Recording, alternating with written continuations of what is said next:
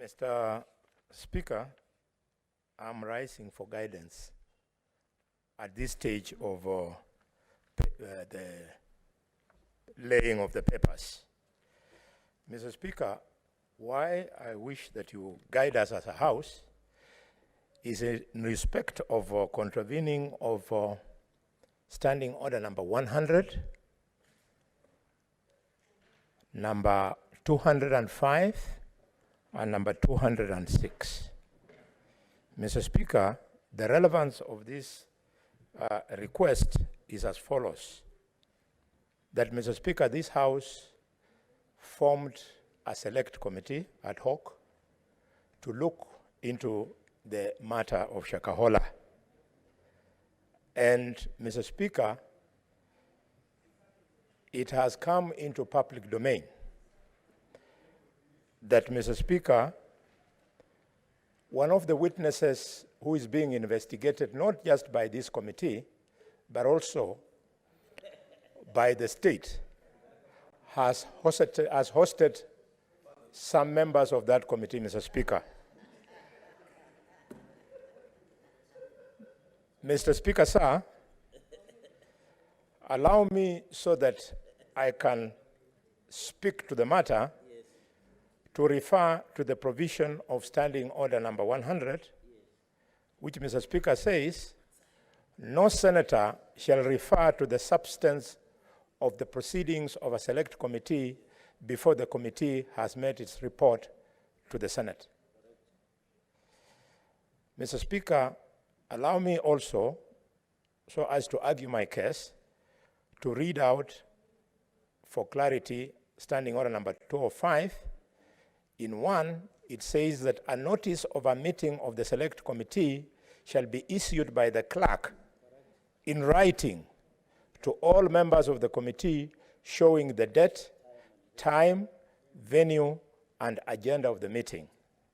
And finally, Mr. Speaker, Standing Order number 206 provides that a sitting of the select committee shall be held at such a place, date and time as shall be determined by the chairperson or on a petition made by at least 5 members of that committee, but no meeting, Mr. Speaker, no meeting of a committee may be held outside the precincts of Parliament without the approval of the Speaker. Mr. Speaker, bearing those standing orders on mind, the witness who has hosted members of this committee, Mr. Speaker, this specific committee, Mr. Speaker, is a witness by the name of Mr. Speaker, Pastor Ezekiel Odero. Mr. Speaker, this witness is currently on bail, out on bail. He's being investigated for at least 14 offenses that include, Mr. Speaker, aiding suicide, murder, abduction, radicalization, genocide, crimes against humanity, child cruelty, fraud, and money laundering, Mr. Speaker. Mr. Speaker, where I've reached, it is now clear that the Speaker has to guide us on the following things.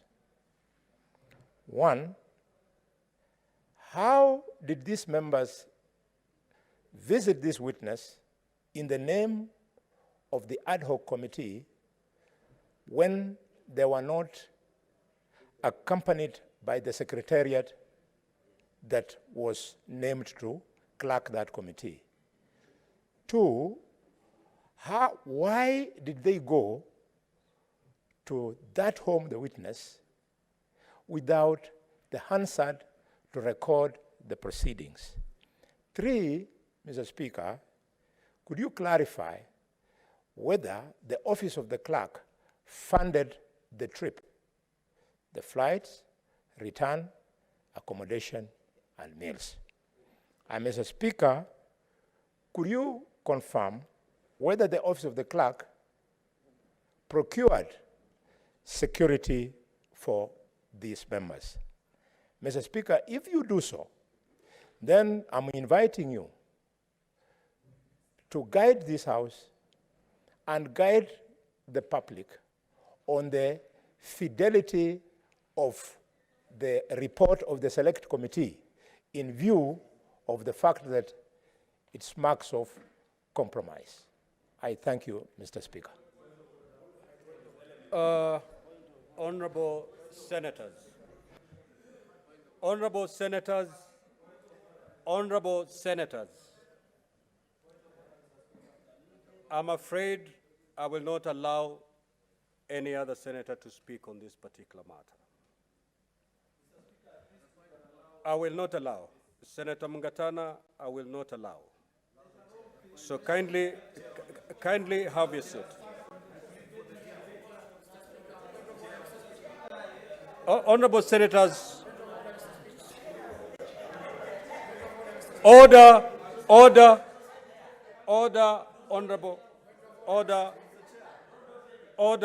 senators.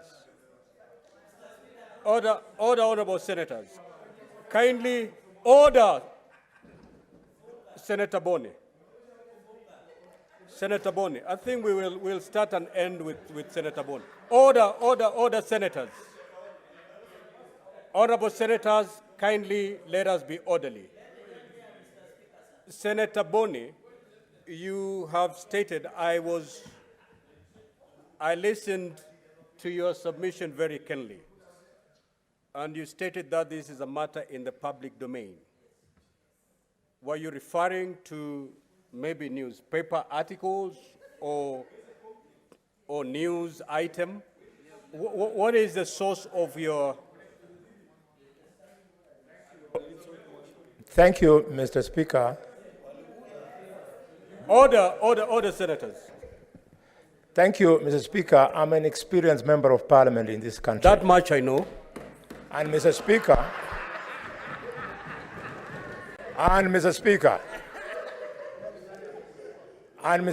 if you can bear me, it's just 1.5 minutes. Mr. Speaker, I'm an experienced member of parliament. Okay. And there's some very critical secretariat personnel that would accompany that particular committee. I thought you'd restrict yourself to that.